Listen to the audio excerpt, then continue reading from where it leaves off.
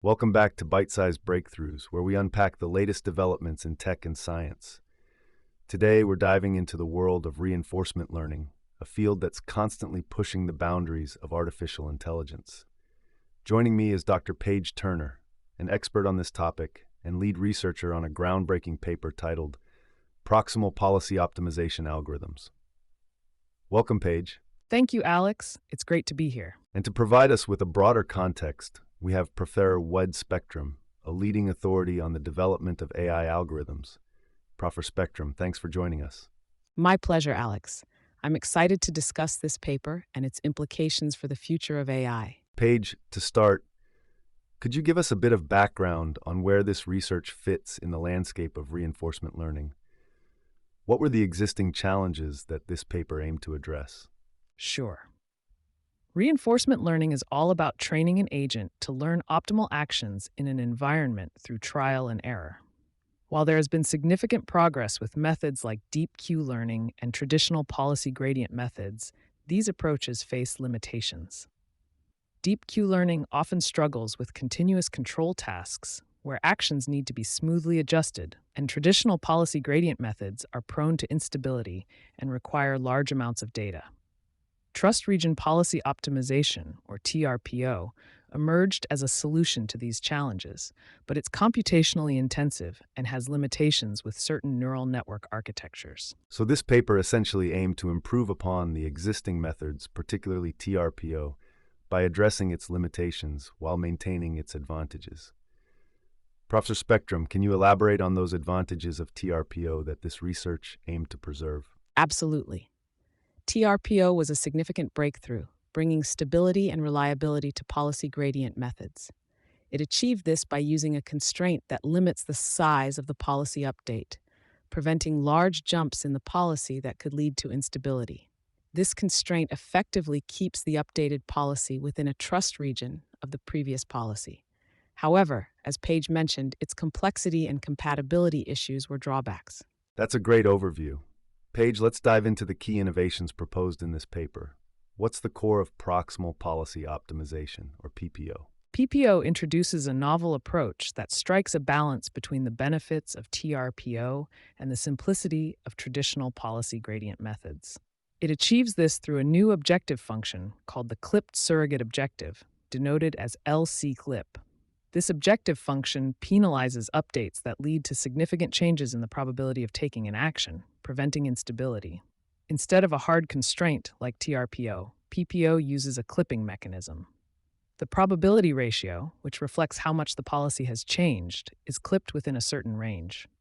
This encourages smaller, smoother updates, making the algorithm more stable. So instead of completely rejecting updates that exceed a certain threshold, PPO allows for updates, but penalizes those that go beyond a certain range, right?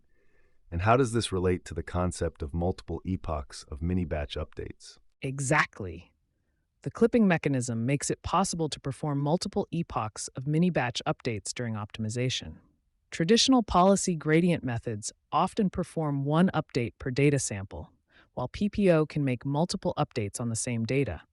This significantly improves the algorithm's sample complexity, meaning it needs less data to learn effectively. It's like getting more mileage out of the same data, leading to faster learning. That's a clever solution. Professor Spectrum, how does this approach compare to the use of KL divergence penalties in other policy gradient methods? KL divergence, or Kullback-Leibler divergence, is a way to measure how different two probability distributions are. In some methods, a penalty is added to the objective function based on the KL divergence between the old and new policy. The paper actually explores this approach as well, but finds that the clipped surrogate objective performs better in their experiments.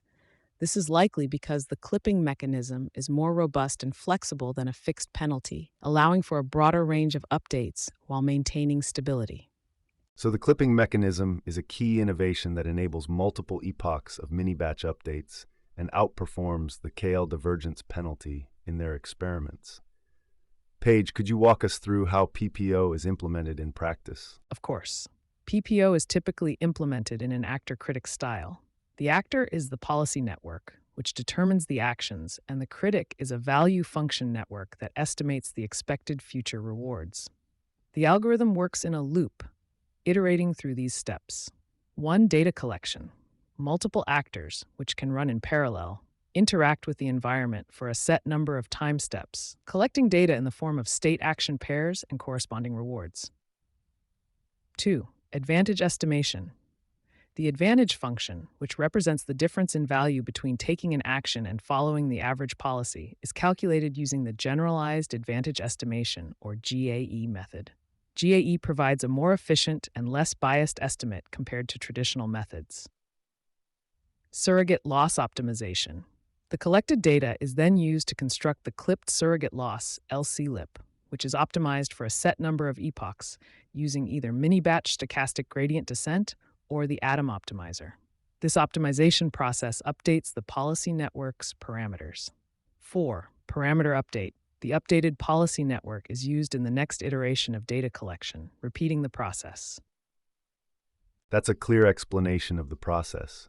And it's interesting to see how this research incorporates the generalized advantage estimation method. Professor Spectrum, is this a common approach in reinforcement learning, or is it specific to this paper?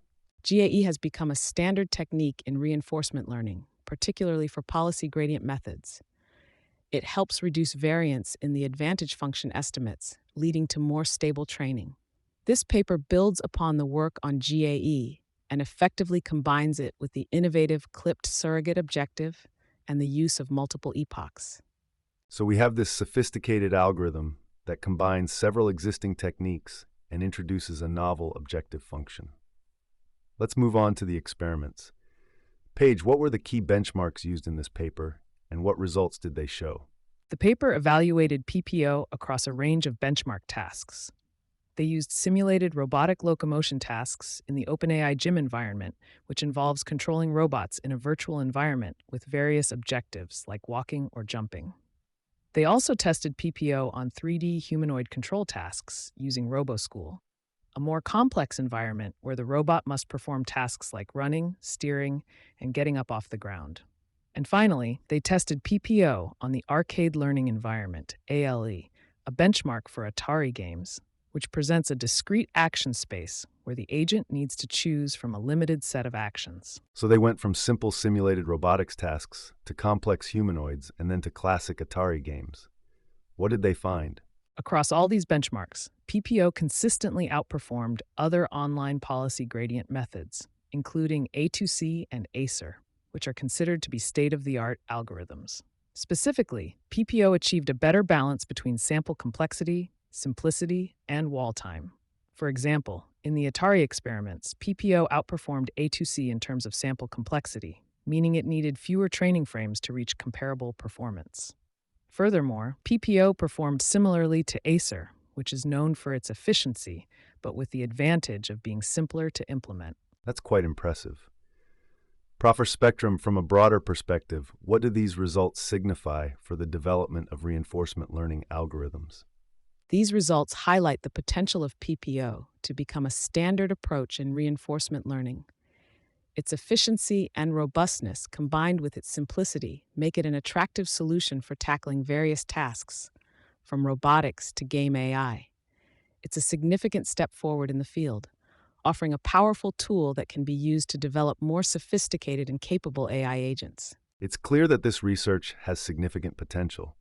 But Paige, every research has its limitations. What are some potential limitations of PPO that future research needs to address? You're right, Alex. While PPO is a powerful algorithm, there are areas for improvement.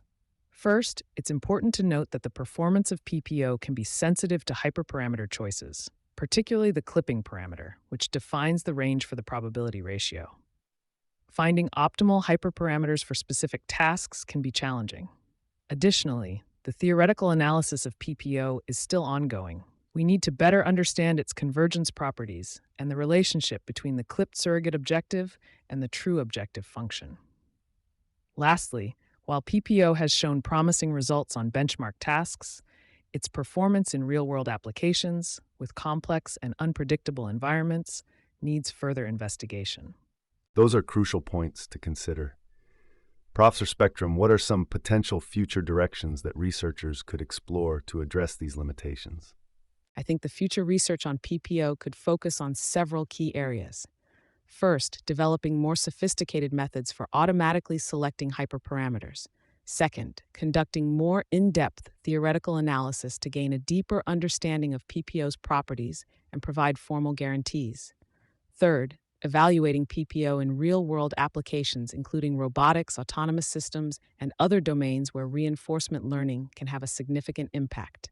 And finally, exploring the combination of PPO with other advanced deep learning techniques, such as generative models or attention mechanisms, could lead to further improvements in performance. Those are all very promising avenues for future research.